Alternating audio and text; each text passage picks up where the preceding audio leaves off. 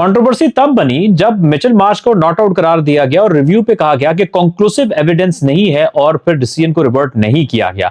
यहां पे एक बड़ी कंट्रोवर्सी खड़ी होती है।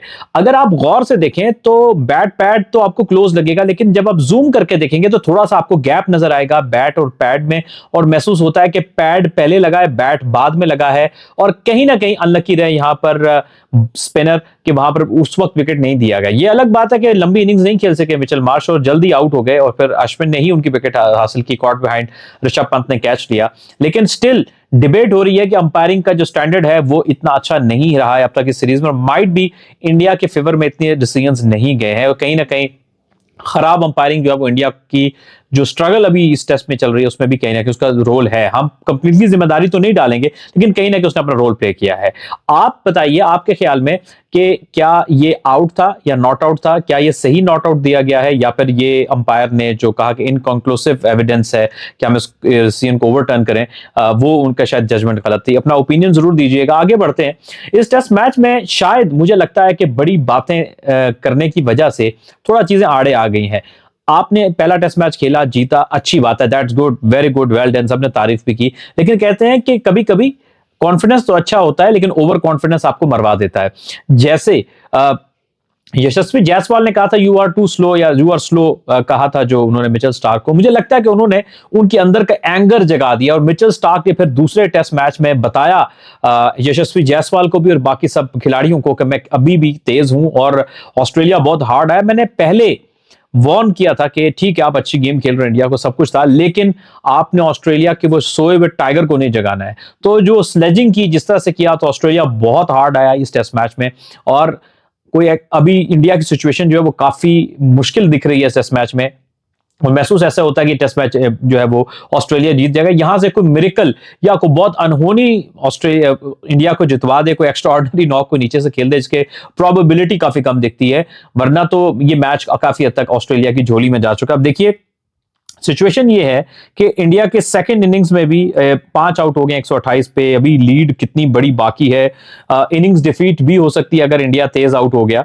जल्दी से आउट हो गया, या फिर कुछ छोटा सा टारगेट देंगे जो ऑस्ट्रेलिया जल्दी चेस कर लेगा। आप देखें कि जायसवाल ने 24 किए, तेज खेला लेकिन ज्यादा टिक नहीं पाए। राहुल 7, 28 शुभमन गिल, 11 पे विराट कोहली, 28 पे ऋषभ पंत भी खड़े हैं, 6 पे शर्मा और नीतीश रेड्डी अभी विकेट पे मौजूद हैं। तो सूरत हाल कोई इतनी हौसला अफजा में नहीं दिख रही है इंडिया के पॉइंट ऑफ व्यू से। फिर मैं ये कहूंगा कि आपको एग्रेशन वहां दिखाना चाहिए जहां आप क्रिकेट जिस मैच में, ठीक है ना, क्रिकेट सेशन टू सेशन है। आप पिछले टेस्ट में जो आपने अच्छा किया वो गुजर गया, नाउ इट्स अबाउट टुडे कि आज आप क्या कर रहे हो। तो सिराज ने जैसे ट्रेविस हेड तो इंडिया को कहीं ना कहीं लड़ जाता है भाई, इसने को मार्क किया हुआ कि 1-2 में नहीं भी चलेगा तो आगे किसी मैच में चल जाएगा। जब उसने 130-40 कर लिया उसके बाद जिस तरह से सिराज ने जेस्चर दिया ना कि वो बॉल फेंक रहे कर रहा है, भाई ये तब करना जब तुम उसको 10-20 पे आउट करो। वो 140 आपके खिलाफ बना गया, क्या तीर मारा आपने यार।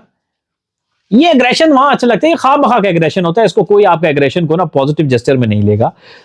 वो 20-30 पे या 40 पे भी आउट कर देते ना, तुम बहुत अच्छा स्पेल करते आप स्टार्ट में, तो फिर आपका एग्रेशन बनता था, विकेट को सेलिब्रेट भी करो, सब कुछ करो।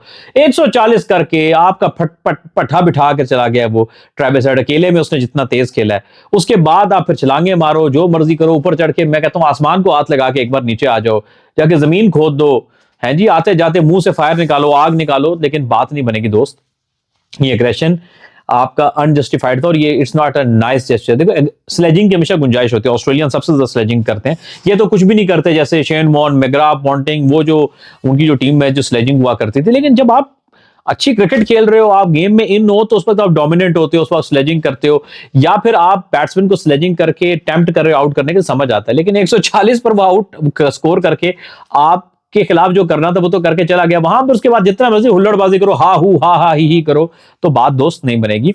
तो कहने का मकसद ये है कि आपको एग्रेशन भी वहां दिखाना है जहां जस्टिफाइड हो। तो खामखा गया एग्रेशन से आप थोड़ा सा अपना एक नेगेटिव इंपैक्ट क्रिएट करता है। आई होप इससे वो लर्न करेगा।